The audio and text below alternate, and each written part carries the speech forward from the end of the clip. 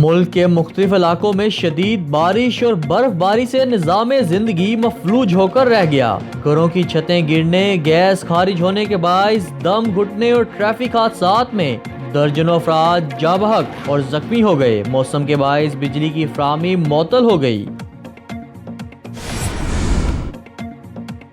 पाकिस्तान खिते में किसी भी जंग का हिस्सा नहीं बनेगा। वजीर खारजा ने ईरानी सदर को वाज़िया पैगाम पहुंचा दिया। शाह महमूद कुरैशी ने कहा कि पाकिस्तान के ईरान के साथ गहरे मजहबी, तारीखी और सकाफती ताल्लुकात हैं। पाकिस्तान ईरान के साथ अपने ताल्लुकात को अहमियत देता है।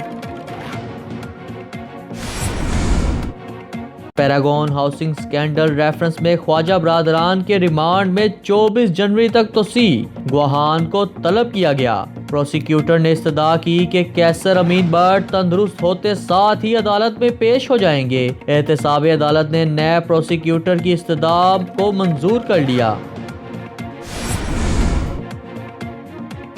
वजीर साइंस एंड टेक्नोलॉजी कहते हैं कि फौज की मुखालफत से कोई सियासी लीडर नहीं बन जाता। फवाद चौधरी ने कहा कि आर्मी एक्ट पर सियासी जमातों ने दुरुस्त फैसला किया। इदारों के दरमियान तवाज़न की जरूरत है। इनका कहना था कि फौज और अदलिया दोनों को अपनी हदूद खुद देखनी चाहिए।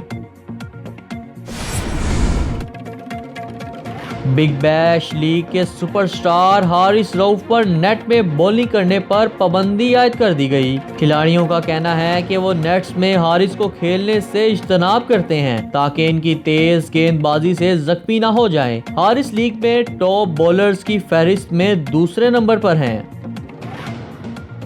अगर आपने अभी तक हमारा चैनल सब्सक्राइब नहीं किया तो अभी सब्सक्राइब करें और बेल आइकॉन को क्लिक करके हमारी लेटेस्ट वीडियोस के बारे में अपडेट जानें।